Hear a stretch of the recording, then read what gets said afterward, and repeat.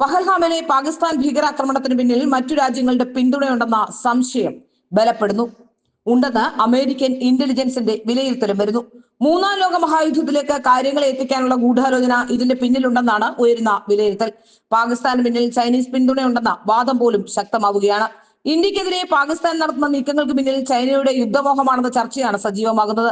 രണ്ടാം ലോക മഹായുദ്ധം തുടങ്ങാൻ പ്രേരകമായ പോളണ്ട് ആക്രമണം പോലെ ഒന്ന് പ്രതീക്ഷിക്കാമെന്ന വിലയിരുത്തലും പാശ്ചാത്യ രാജ്യങ്ങളിൽ സജീവമാണ്. ജപ്പാനെയും അമേരിക്കയും ശത്രുരാജ്യങ്ങളായി പ്രഖ്യാപിച്ചുകൊണ്ടുള്ള ചൈനീസ് നീക്കത്തിൽ പലവിധ സംശയങ്ങളും ഇപ്പോൾ ഉയരുകയും ചെയ്യുന്നു. തായ്വാൻ അധിനിവേശത്തിന് ചൈന ഒരുങ്ങുന്നതായി അമേരിക്കൻ ഇന്റലിജൻസ് വിലയിരുത്തുന്നു. ഈ സാഹചര്യത്തിൽ പഹൽഗാമിലെ കൂട്ടക്കുരുതിക്ക് മാനങ്ങളേറെയാണെന്ന വിലയിരുത്തലും വരുന്നുണ്ട്. അമേരിക്കയും ജപ്പാനെയും ശത്രുരാജ്യങ്ങളായി ചൈന പ്രഖ്യാപിച്ചിട്ടുണ്ട്. ഈ രണ്ട് രാജ്യങ്ങളുമായി ഇന്ന് നല്ല ബന്ധത്തിലാണ് ഇന്ത്യ. ഈ സാഹചര്യത്തിലാണോ പഹൽഗാമിലെ ആക്രമണമെന്ന സംശയവും ഉയരുന്നുണ്ട്.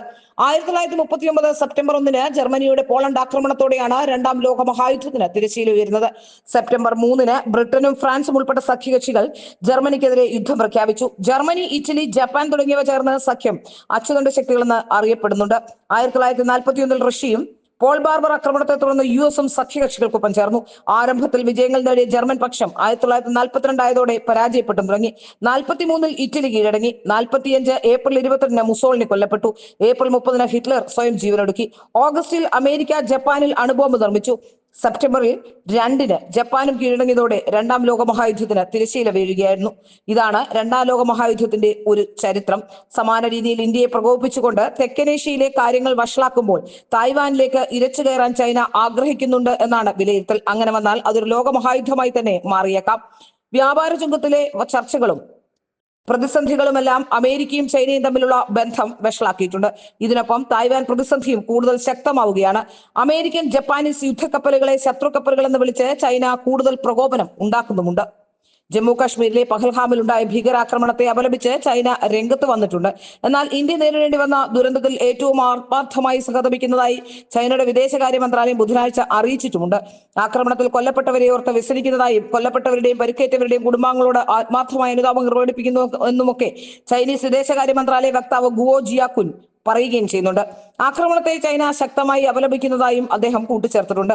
ആക്രമണ സംഭവത്തിന്റെ റിപ്പോർട്ടുകൾ ചൈന ശ്രദ്ധാപൂർവ്വം വീക്ഷിക്കുന്നതായും ക്രൂരമായ ഭീകരാക്രമണത്തെ ചൈന ശക്തമായി അപലപിക്കുന്നതായും പ്രതികരിക്കുന്നുമുണ്ട്. അപ്പോഴും പാകിസ്ഥാനെതിരെ ചൈന ഒന്നും പറയുന്നില്ല എന്നതാണ് ചില സംശയങ്ങൾ ബാക്കി നിർത്തുന്നത്. പാകിസ്ഥാനും കൂടുതൽ പ്രകോപനത്തിന് ശ്രമിക്കുന്നുമുണ്ട്.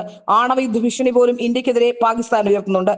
ഇതിനെല്ലാം പിന്നിൽ ബാഹ്യ ഇടപെടലുണ്ടെന്ന് അമേരിക്ക അടക്കം വിലയിരുത്തുകയും ചെയ്യുന്നുണ്ട്. ചൈനയുടെ രഹസ്യ പിന്തുണയിൽ ഏഷ്യയെ സംഘർഷത്തിലേക്ക് കൊണ്ടുപോകാനും അതുവഴി തായ്വാനിലേക്കുള്ള ചൈനയുടെ കടന്നുകയറ്റത്തിന് അവസരമുണ്ടാക്കാനുമാണ് ലക്ഷ്യമെന്ന വിലയിരുത്തലുണ്ടാകുന്നതും അതുകൊണ്ട് തന്നെയാണ്. ഏതായാലും ഒരു മൂന്നാം ലോക മഹായുദ്ധത്തിലേക്ക് കാര്യങ്ങളെ നയിക്കാനാണോ ചൈന ആഗ്രഹിക്കുന്നതെന്ന് പോലും സംശയം ജനിപ്പിക്കുന്നുമുണ്ട്.